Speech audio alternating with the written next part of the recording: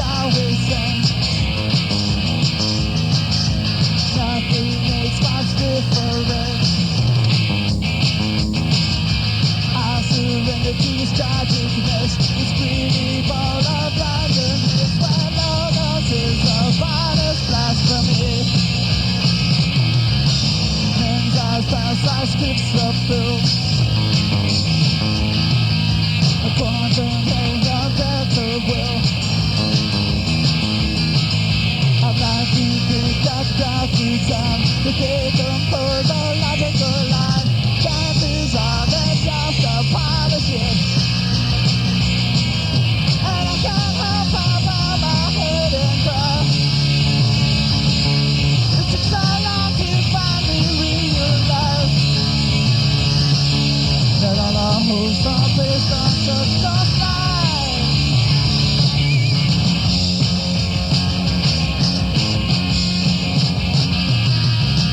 Classroom lessons, World War II.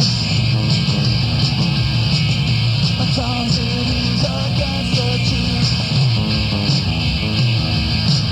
Never again I'll stop and bow. That's all we all said, Cambodia. Easy to say, I'm probably called the same. And I can't help but bow my head and cry. It took so long to finally realize that all our hopes are built on such a lie.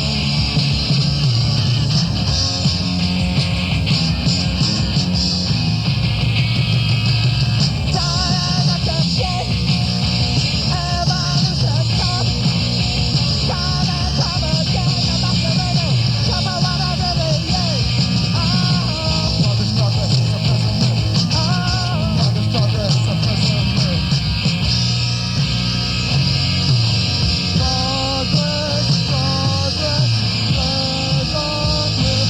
That makes my life worth progress, progress, press onward. That makes my life worth progress, progress, press onward. That makes my life worth progress, progress, press onward. That makes my life worth progress, progress, press onward. That makes my life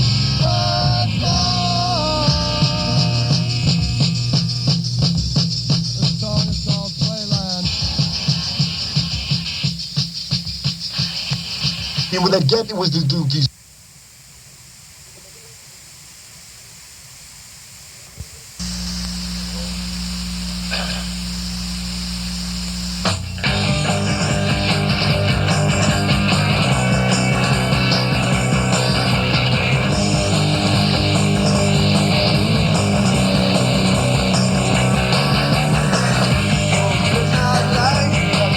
Breakfast,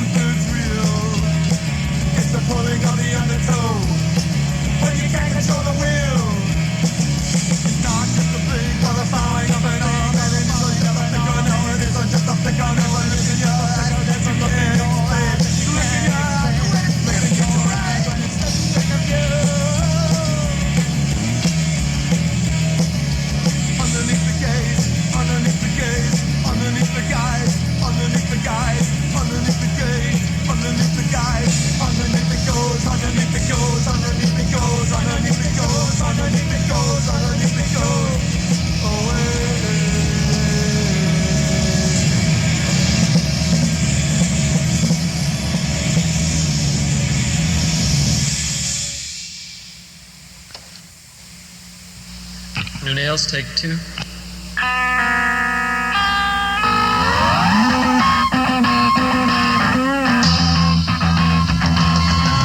once was a special book, got changed by fashion crook. Take me please for I am.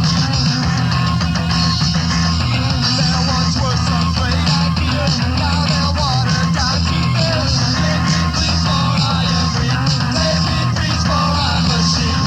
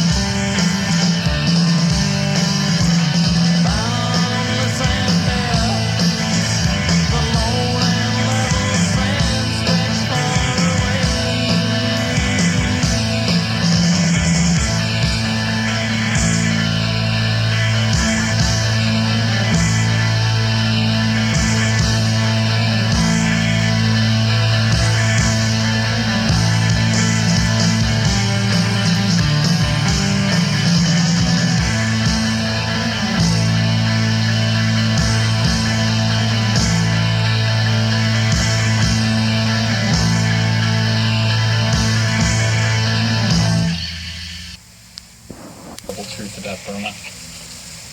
That it was always an uphill battle. Yeah. That nobody. It was like see the three-headed man.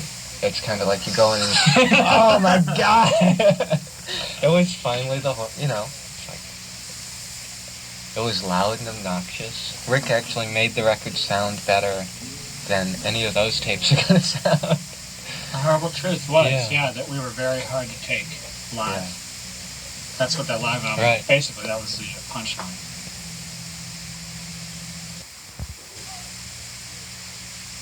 You were a drummer originally in Destroy All Monsters, right? Yeah, but I was never... drumming for me was always a side thing to play kit. Yeah. But I was the first drummer that played with Destroy All Monsters. And my brothers, two brothers, who feature on a lot of my 1969 work, were members of the band once it became a rock group. Okay. In the punk era. I played a couple of years before the punk era. What were they Similar before energy, then? though. It was just... The first Destroy All Monsters gig was a comic book convention going into 75, I think, New Year's Eve, and it was just a jam. It was Kerry Lauren and Niagara. Kerry was pretty visionary, and they wanted me to play, but I was too good on guitar, so they had me play drums. We did Iron Man and Waiting for the Man. And Diane, how did this all start for you? Oh gosh. You come from the same unnamed hometown. Yeah. Wareham. Let's not forget. Big plug for Wareham. We all went to high school together, and Peter went to my senior prom with me because we were dating each other. Well, we were dating each other. Okay. And Pyramid Head. Pyramid Head. Yes. Peter had hair that was like down below his shoulders and wider than the Plymouth Rock. It's true. He had giant pyramid head. I used to see him hitchhiking every single day home from school. When his Chevy wasn't working. I never saw it work. I was upstairs listening to them rehearse that for this microphone, sorry, for the first time. Because I had to drive Peter to rehearsal because he didn't have he did have a car, but it always broke down. So I'd have to drive him to rehearsals, and I'd sit upstairs and listen to them rehearse every rehearsal. And when he was trying out for the band, Max Ernst was one of the songs that he had to audition to try to play. It had amazing changes in it. The changes were so hard, and Peter would be all the way home like, I can't play it. He'd be freaking out because it's so hard, but he got it. Peter was really, I get the impression that Peter was brought into that band on faith. Yeah, Almost. he had Peter's three attitude, auditions, I think. Peter's attitude was perfect. I remember I heard them. If I'd known how good Peter was, the thing I wrote in Trouser Press would have been a lot more, raving. But I remember I saw him audition twice, and Peter was like this okay drummer who had a really cool attitude. For one thing, he was playing on this toy drum kit. I mean, there was the smallest drum kit you ever saw, and he was very tentative. He didn't. Can you imagine this? He was not hitting them hard.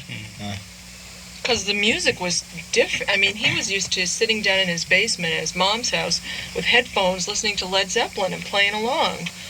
Which is also odd time changes and stuff, but then the malls were weird, but they'd get into grooves. Yeah. Where Burma had changes, especially in that early days where it was still like a lot of the moving parts material. And I know that Roger and Clint used to audition drummers and try to scare them away by having them play Pink Flag and Sun Ra and all sorts of things, and if they didn't like them, they just put on No New York really, really loud and wait till they went away or something. And so Peter, I guess, ate that stuff up. I heard him say in an interview one time when they were auditioning drummers, Peter just said they'd try someone and they'd leave, and Peter just said, well, I wouldn't leave.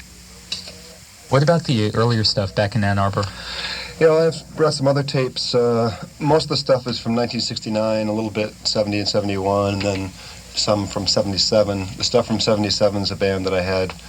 I moved to Boston in early 78. The band was called Red Ants, and there's a couple of kind of funk tunes, kind of high-energy funk. And then there's a kind of a free form, almost a free jazz type improvisation, which features Rick Scott on piano, who later was in Birdsongs on Mess's Hug.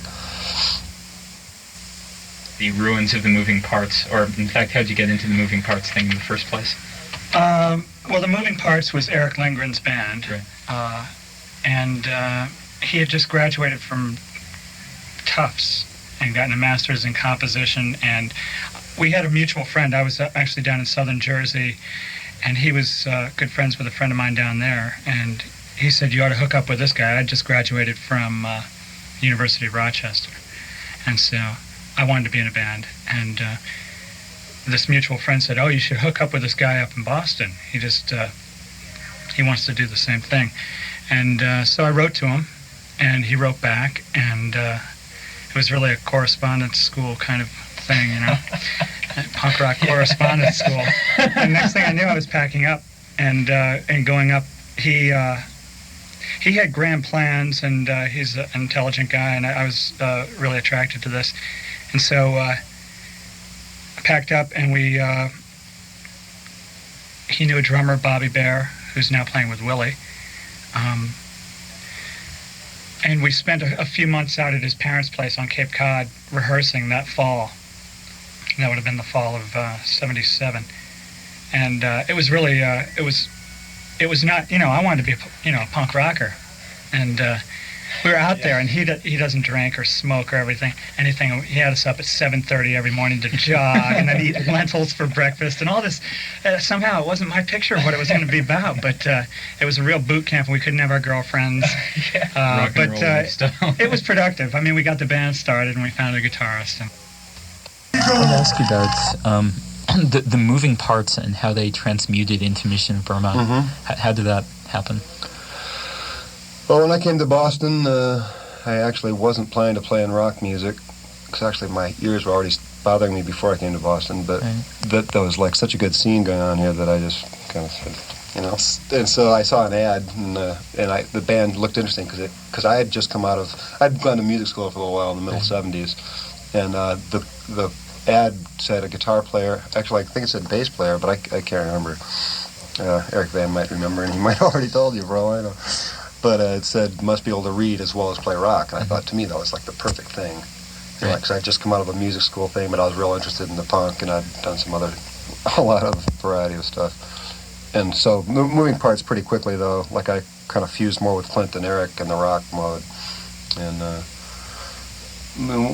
it wasn't a very coalesced. When I joined, it was pretty quickly things got kind of divergent. There were a lot of different directions at once, and it just took a while for the band to break up. Kind of like after about being in the band for 3 weeks, I could see the seeds of it breaking up. Though there were actually some pretty good stuff came out of it here and there. Like I like some of the tapes that we did. Roger and I did a session with Mono Man over at our house one day. We were all kind of looped up, and I think it was when Moving Parts was still together. Bobby Bear's set was down there, and Bobby is a wonderful guy, but he's one of these guys who's very picky about his equipment and stuff. Right. Don't ever touch my drums when I'm not here. Don't ever, you know. And we won, and we had no intention of it. I mean, really, we didn't. We loved Bobby, but then, you know, somehow it just happened. Yeah, it happened, and also we recorded it. And there were all sorts of great Beatle covers on there. I don't know if Roger has that or not. Mm-hmm. He may. Wow, definitely. But she said, you know, stuff like that. Yeah.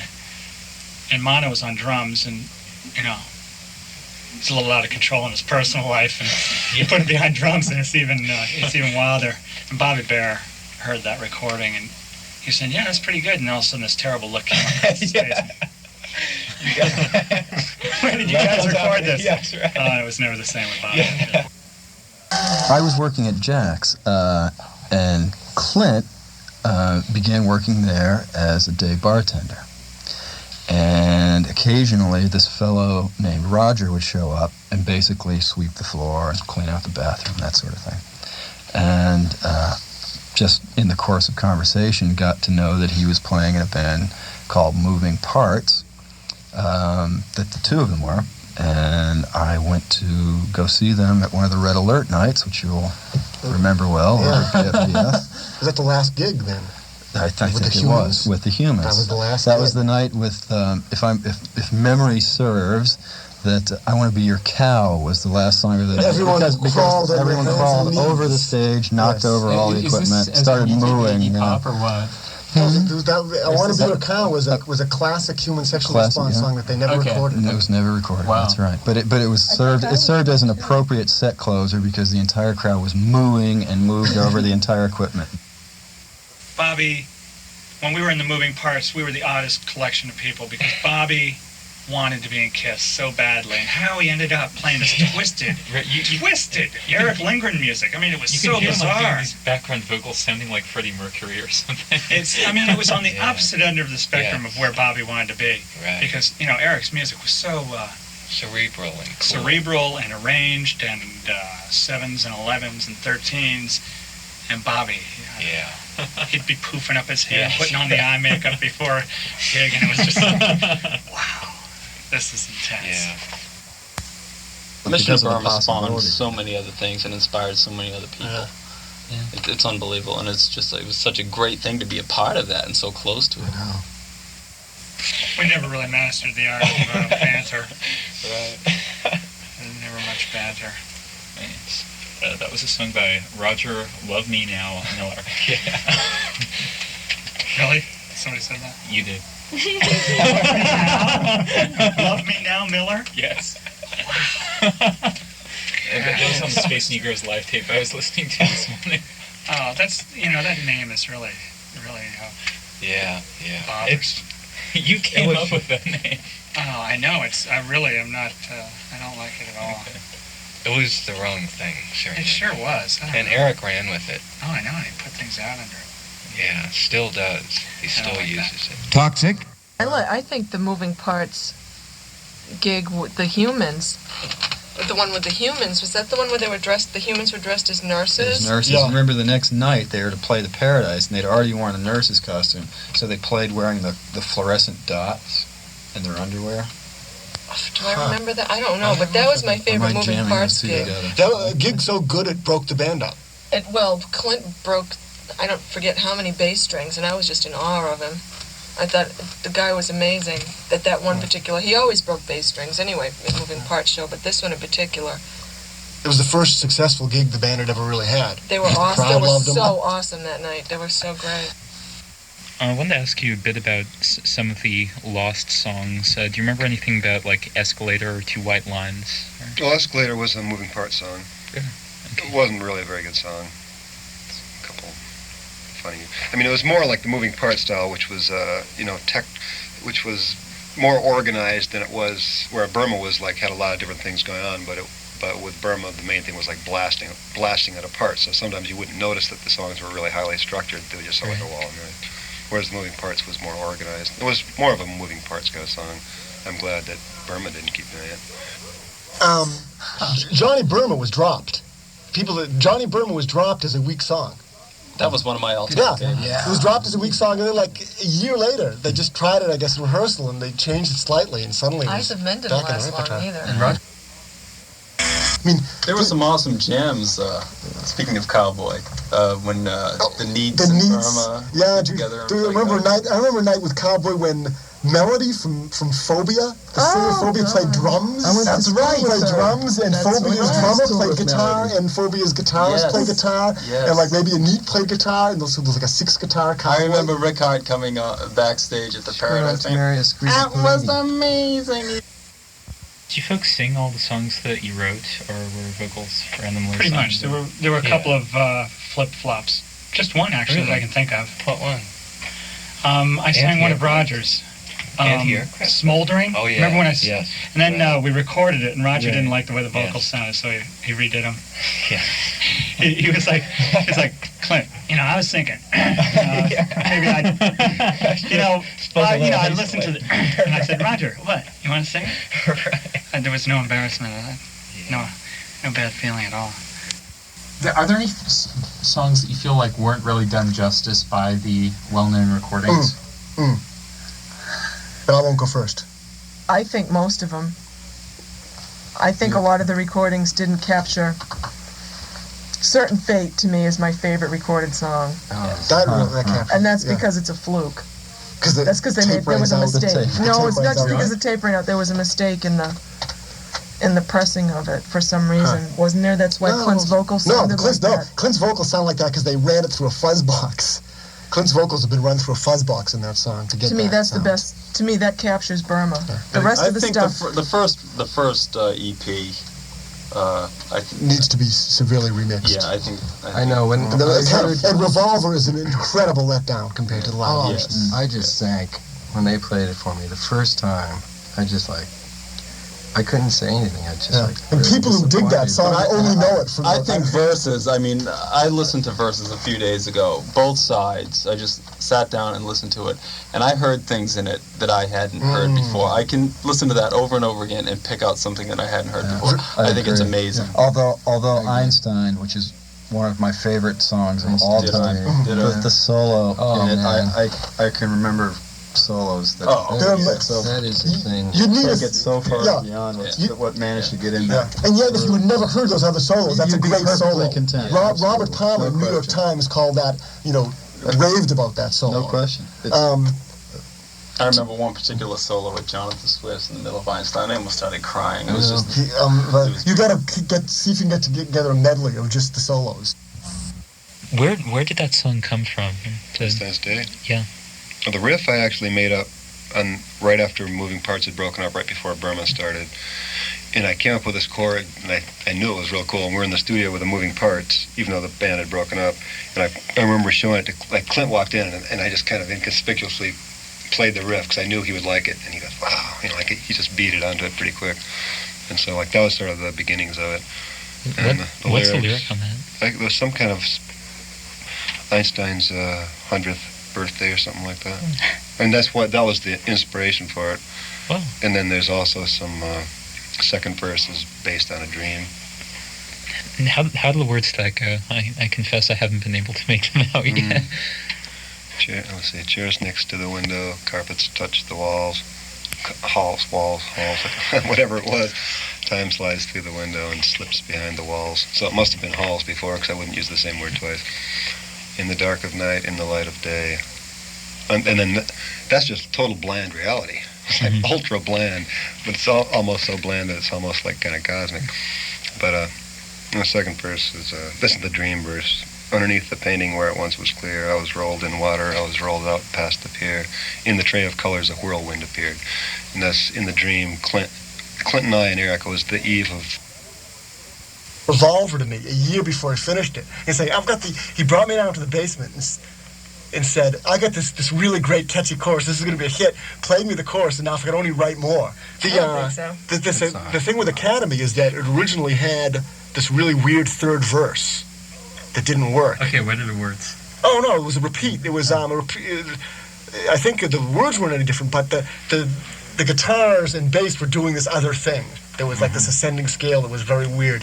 And they played it at the club, and it didn't work, and the song wasn't any good. It was called, at this point, G Minor Drone.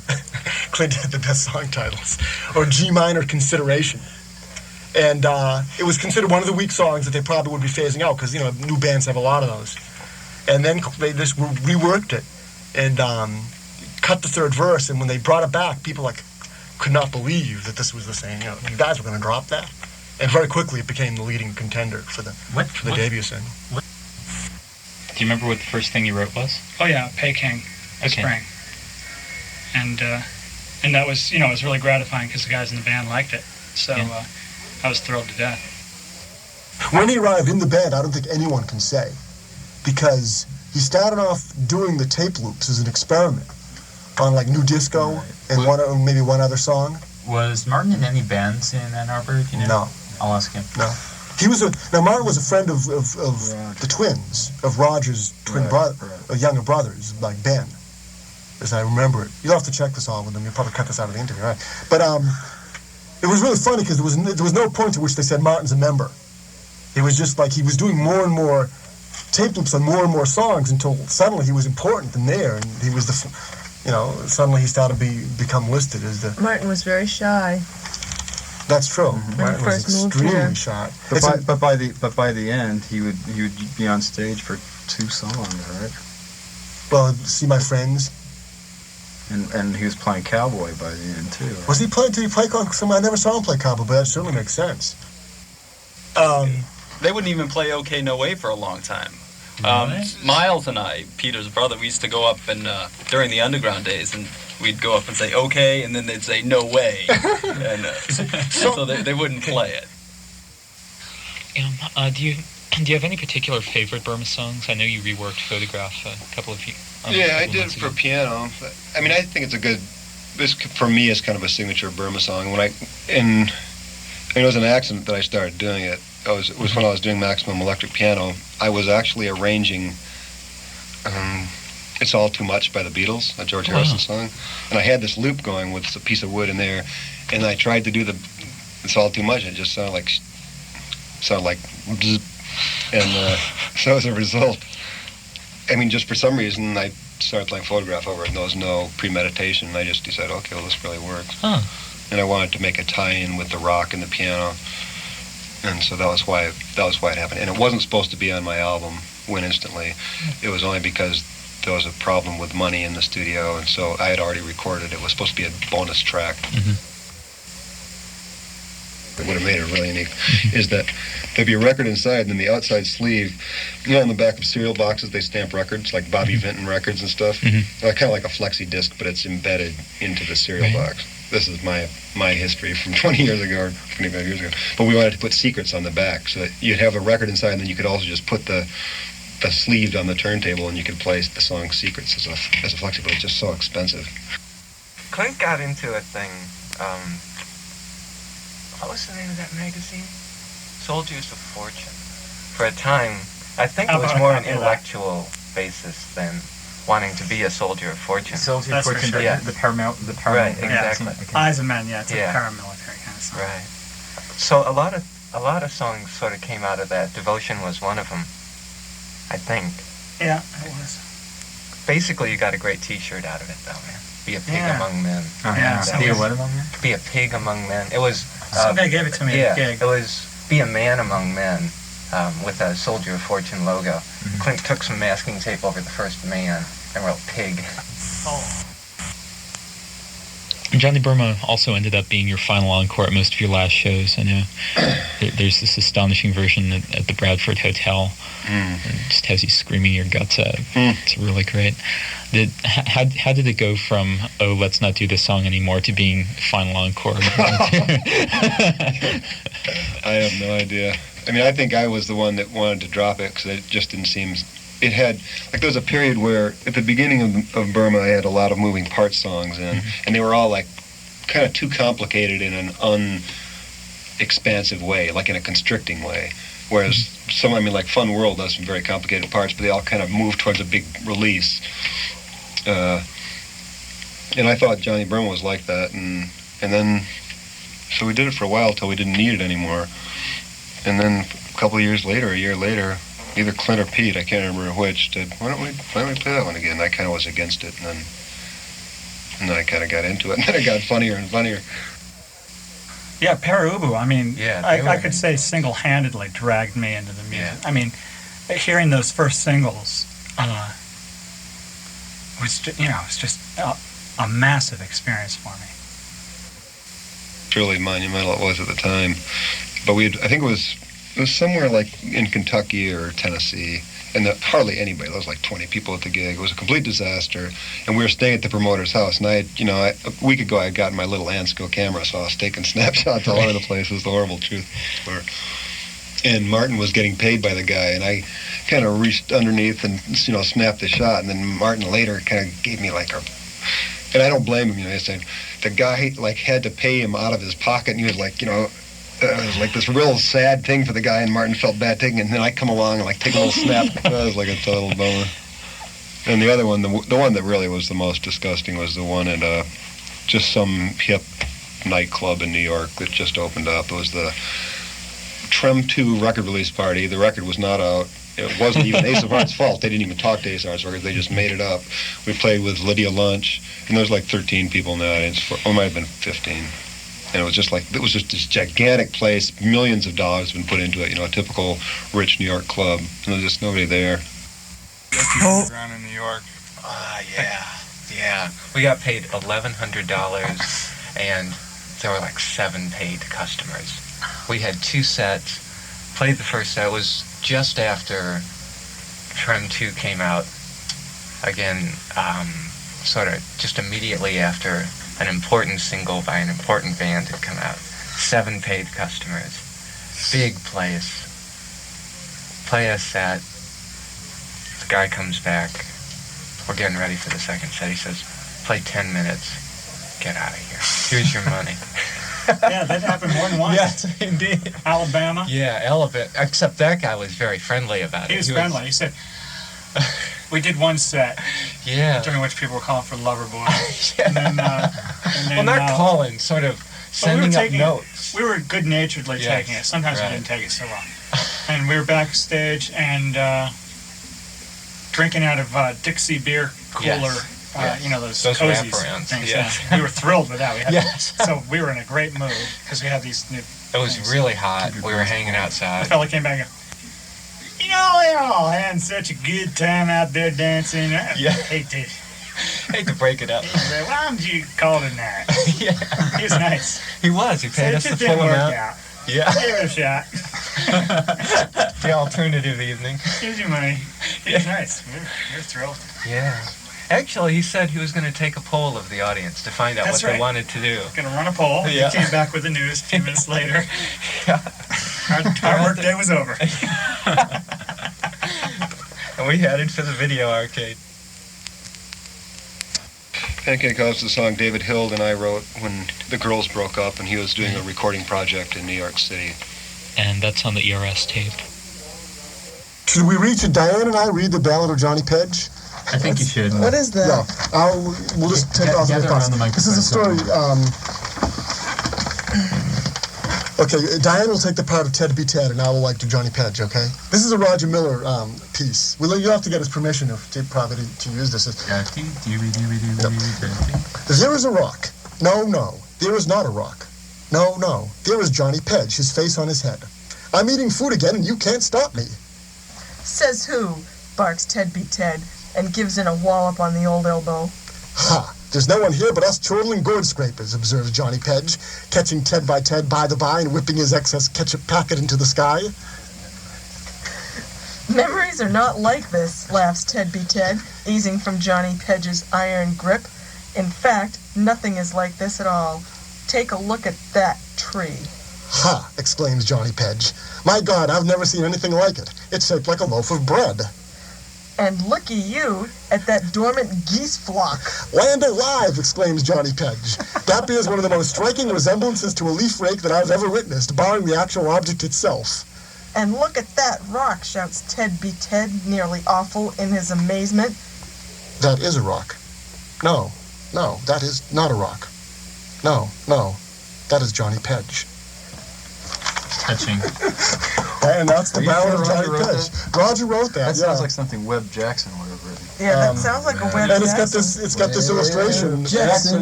Webb Jackson.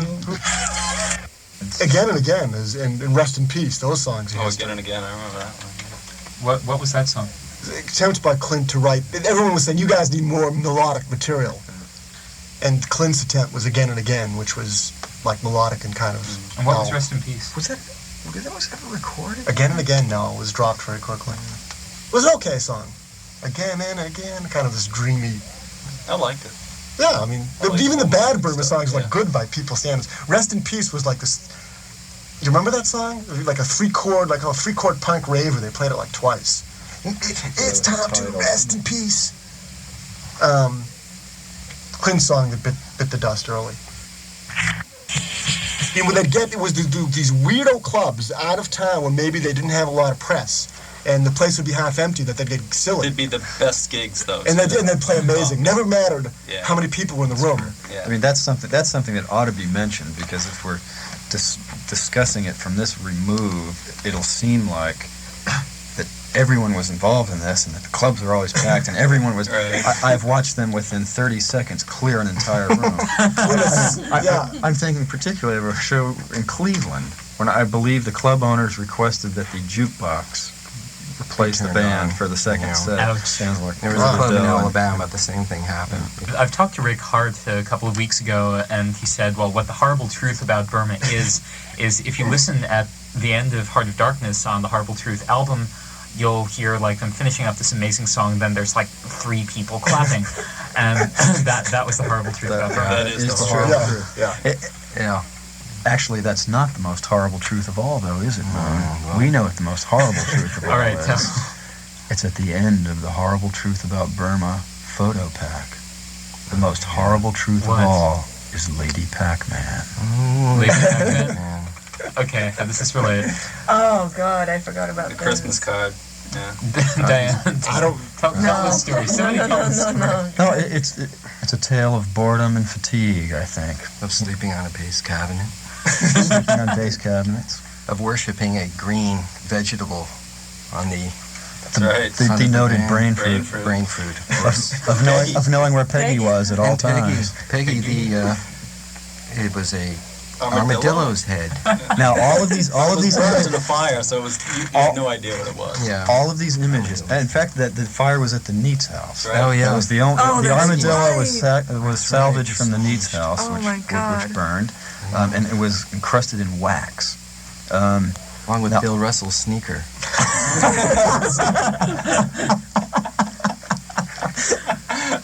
Now, all of these images that have just been conjured up for you were contained in a photo pack which Roger made. It was Christmas cards I think it was Christmas cards. from that one particular tour. And that pack he had labeled "The Horrible Truth About Burma," and it featured the cover of it. The cover photo was the cover of "The Horrible Truth About Burma" Right. with Michael and Clint in the front of it, and the most horrible truth of all, just after Steaks and Cakes, is the fact that Lady Pac-Man was the consuming interest and guiding Lady Pac-Man motivation of the whole. Yeah. Unfortunately, it's true. All I know of that is that I once saw Roger play Lady Pac-Man and was amazed and wrestled the machine to the the ground. last person you would expect to be a Lady Pac-Man whiz, and then I immediately realized, well, this is many, many hours on tour must have been spent at this Then came pastime. Mario and Donkey Kong. Sex Bomb, well, you have the Sex Bomb from Yeah, the Streets, right? Streets That's really Closing good. Night. It's amazing. At the end of that, I wasn't even playing. The skull, you now know what Yes, the skull refers to. the grinning skull. The grinning skull was playing at the end of the thing. Like, I crawled out from under a heap of about 15 guys, looked up, Skull was playing guitar. I can't remember who was playing bass and drums, and I just kind of like walked off stage. The last 5 minutes of it are just like Martin's tape loops going I'm crazy. sure that's the case. Also, there was Pinky, the Pinky ball. Head Oh, ball. Pinky. Pinky. Yeah. is this? Pinky ball. Well, yeah. Hard to describe. We just sort of toss the Pinky up in the air. Pinky is a little rubber ball. It's pink. It's called Pinky. Oh, Super pink. super pink, yeah.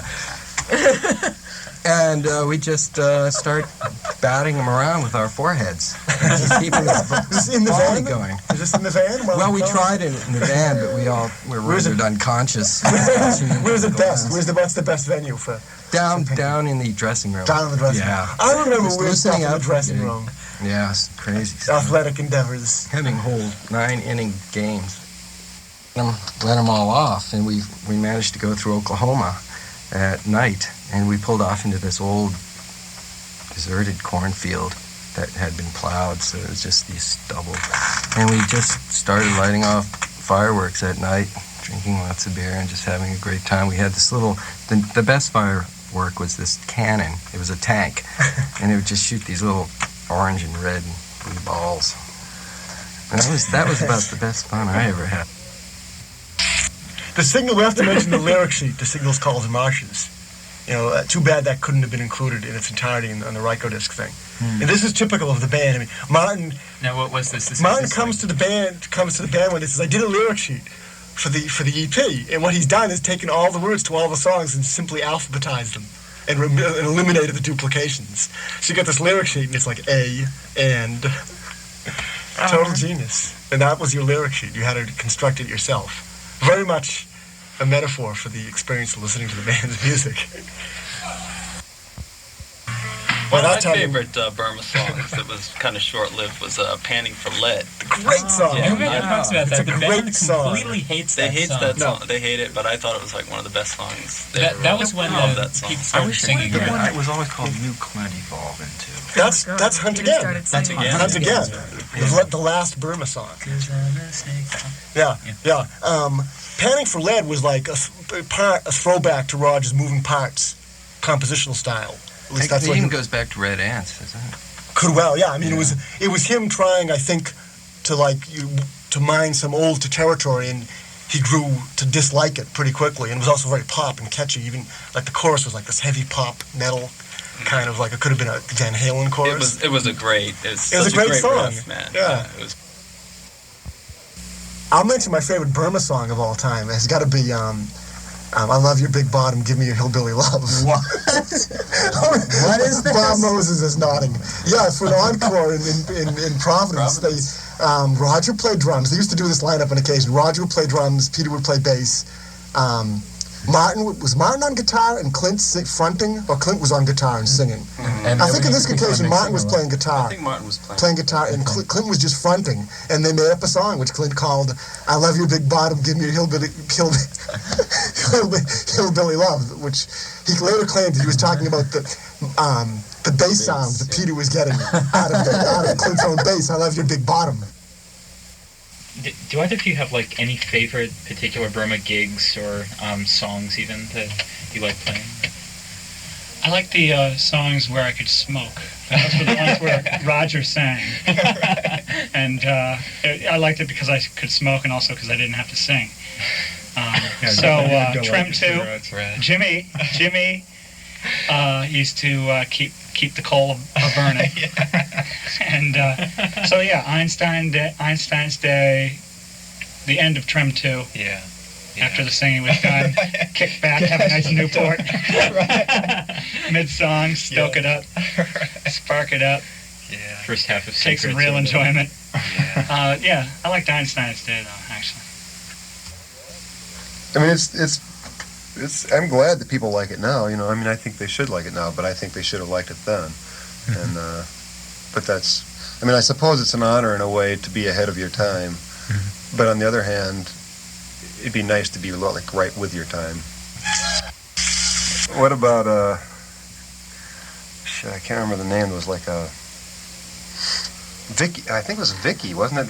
Vicky the Armadillo Head. Vicky the Armadillo Head. Is that correct? Did Jimmy bring that up? Because that was in one of our tours, which is actually on the photograph in The Horrible Truth of Burma. Peggy, that's it. Peggy, thank you. God, boy, history does go in cycles. Now, Peggy the Armadillo was put inside a nest. Peggy's was all that was left of the armadillo when it caught on fire. It was a stuffed armadillo. And I was put in a nest, and then Pete bought one of those orange, like candy bubble gum, wax gum, you know, whatever those things are made of, but it was pipes also, so you could play them like pipes. And then he put it on top of Peggy, and then it melted all over Peggy. And gradually, Peggy and the nest and everything fused together, and that's one of the things I remember. That's why I snapshotted it when we were in Dallas, Texas, and that's how it got on the beautiful inner sleeve of The Horrible Truth About Burma cover. That was all that stuff from the Horrible Truth photo pack? Yeah. And the Horrible Truth photo pack was like about 6 photos, but really there was like about 30 from that tour. When I was in Dallas, I bought an $11, I think it might have been $8 camera, Ansco, and that's where the cover came from, and a couple of the other ones.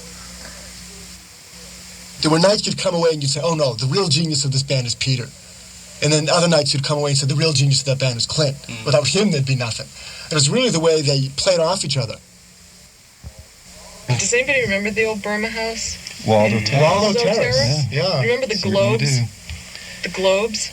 They all lived together or what? They lived together, yeah. Yeah, Not except Peter. Right? Peter didn't live there, no. Peter lived with me and Quinn. It was But Martin lived upstairs. So we got in the band. But do you don't remember the globes, the little kids next door? The globes? I saw the The globes. little fat little globes. There were these little kids who lived next door, and they were so fat that Clint called them the globes. Clint was a great name. So they were the globes because they were so round.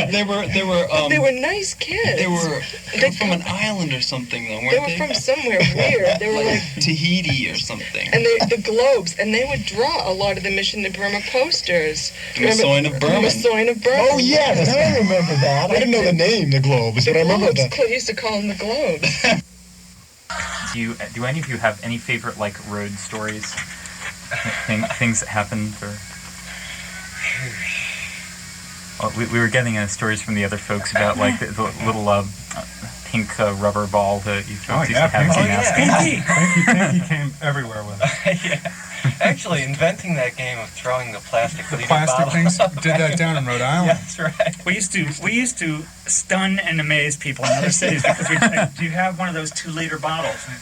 And I mean, we'd be searching around like addicts for these 2-liter bottles because we'd developed this. We could sit across dressing rooms. I mean, you spend hours and hours in dressing rooms, and you burn out on the video games in between. So hours and hours back there, and we developed the art of tossing these bottles so they'd land on the bottom and pop back up with amazing control.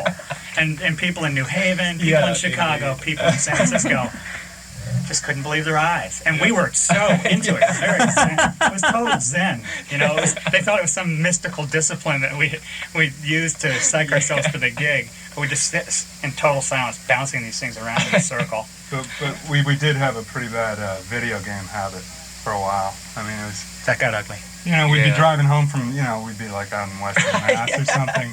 We'd be driving home and it'd be 2:30. Somebody would say, I gotta go to the bathroom or something. Can we pull over? He didn't, he just wanted to play. He wanted to play Pac-Man. Everybody knew. And it would be an hour before we'd leave. We'd come out, the sun would be up. Question I've been asking the other guys too: how do you feel about the fact that Burma had this tenuous but small following when it was together, and now 8 years on, after you've moved on to bigger and better things, it seems to just be generating this windmill of publicity and not stop? Well, the whole thing, to me, just shows how stupid the world is.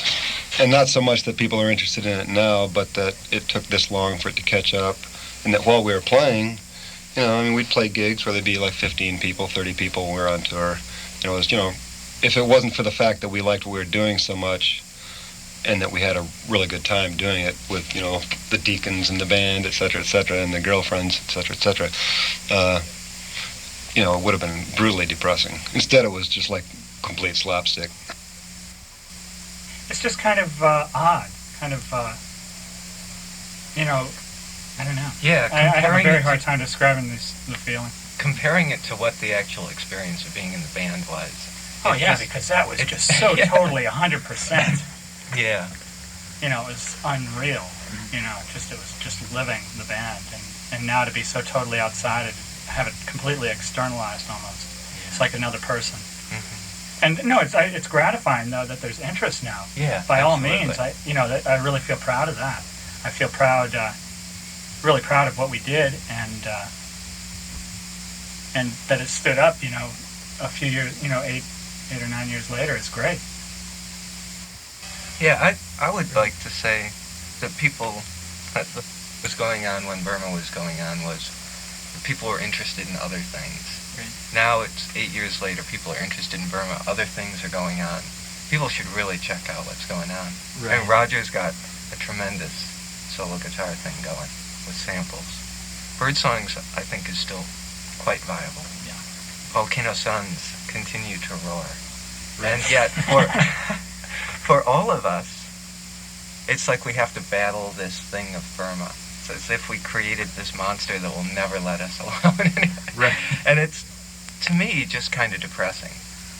It's okay, though. I mean, it was great music. It was great fun to be in that band.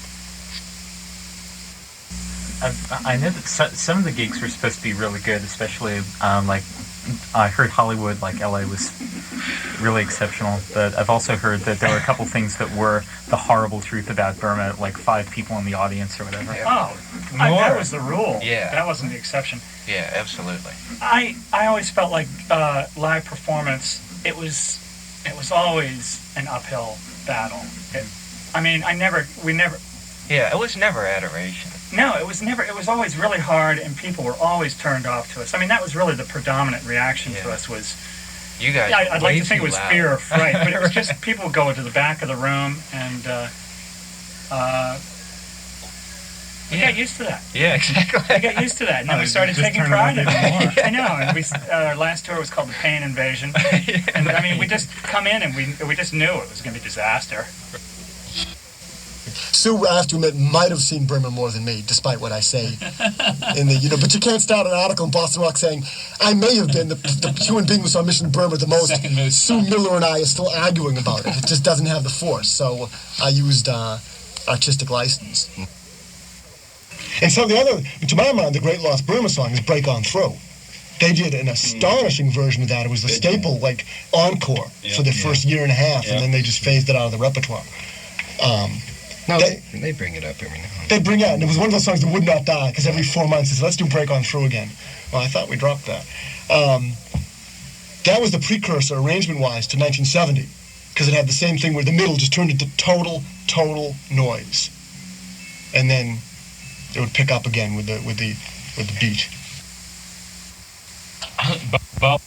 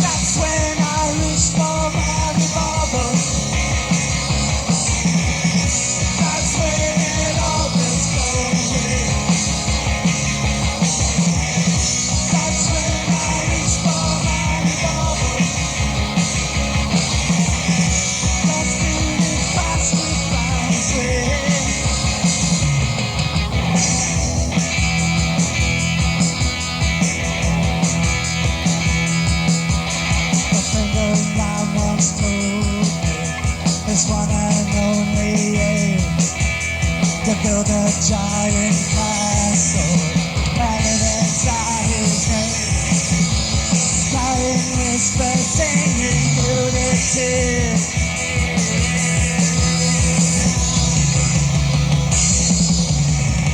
That's when I reach for my revolver.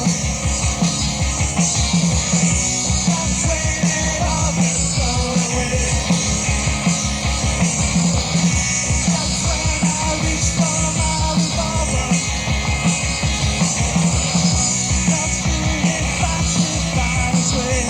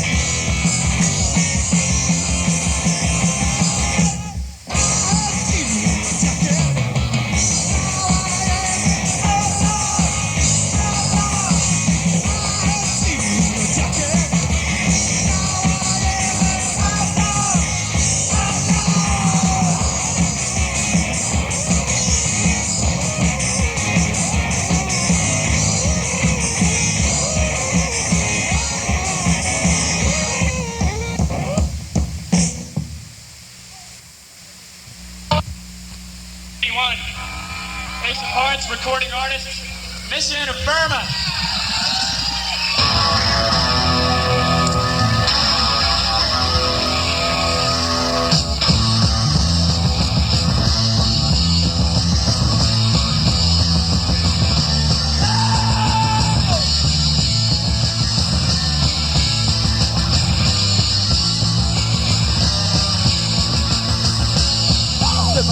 good. But I don't care about it.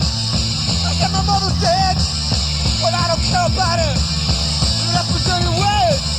Left for dirty ways. Or on the edge of Burma. Or on the edge of Burma. We're gonna fall out.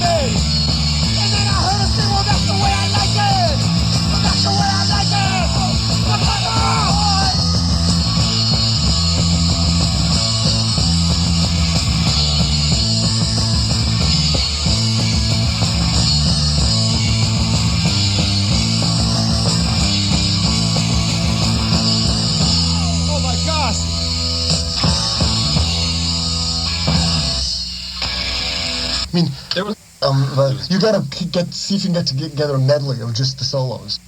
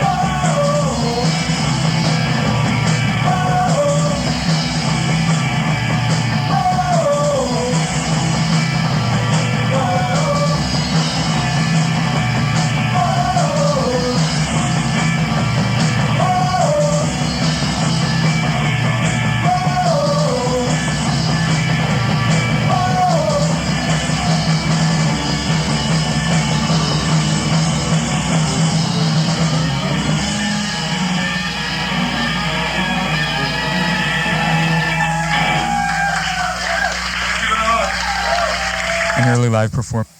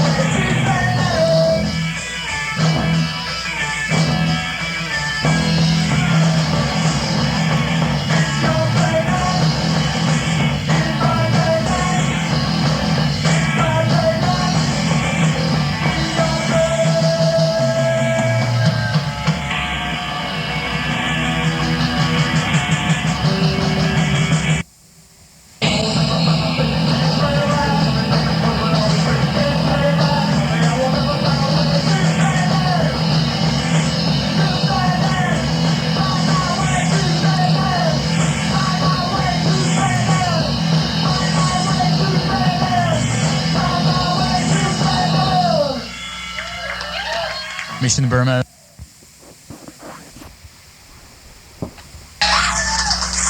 Ready, fellows?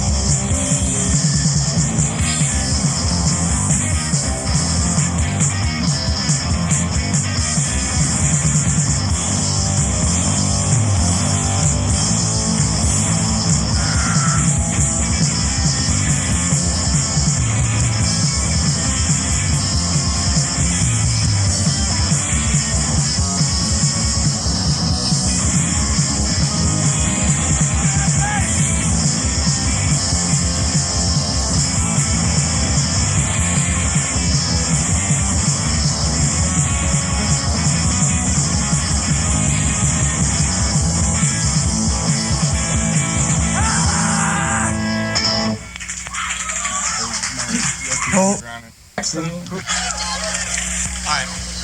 That's how I escape my certain fate. This might be your only chance to prove it on your own. Don't search not that. Don't search not that far. Besides, if you stay, feel a certain guilt. Did I hold you? Did I hold you back?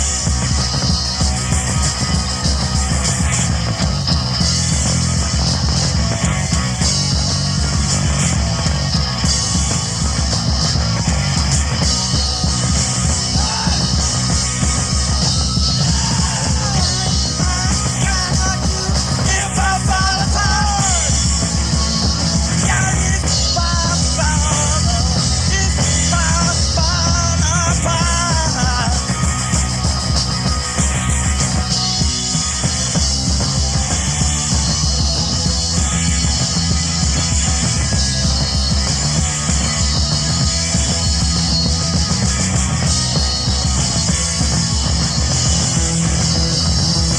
That's how I escape my certain fate. That's how I escape my certain fate. Innocence of novice's mistake. That's how I escape my certain fate. That's how I escape my certain fate. Honesties and actors was mistake. That's how I escape.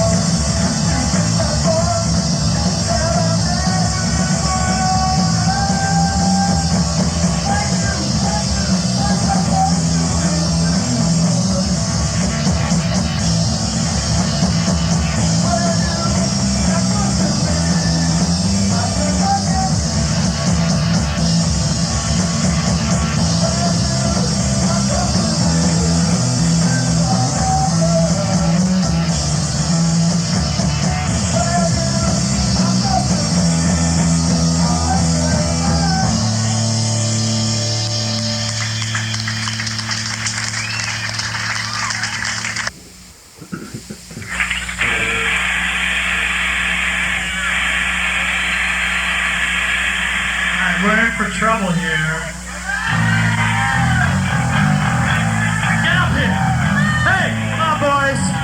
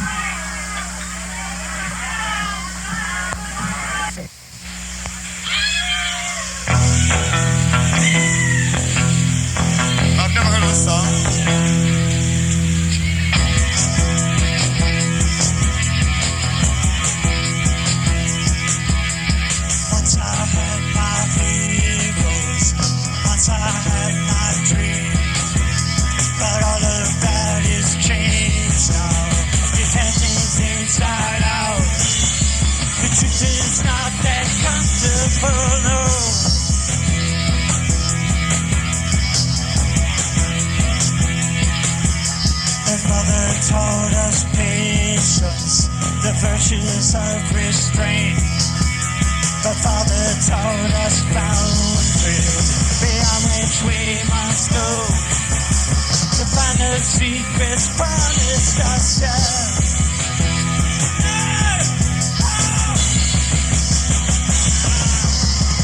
That's when I reach for my revolver. That's when an arm gets blown away. That's when I reach for my revolver.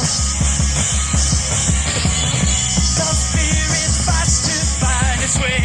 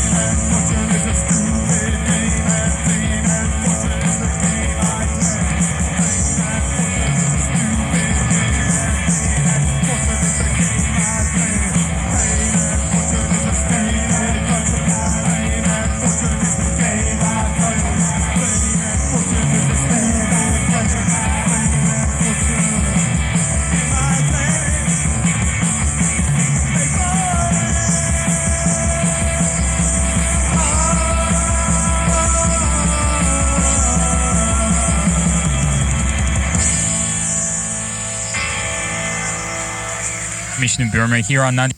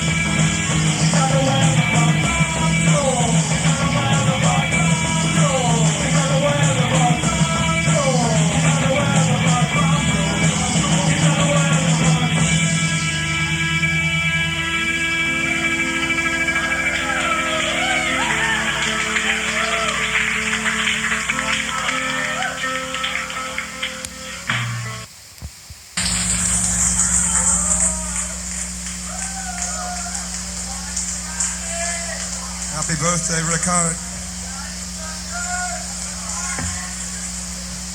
We're as sorry as you are that the gang aren't here. Maybe also. Probably.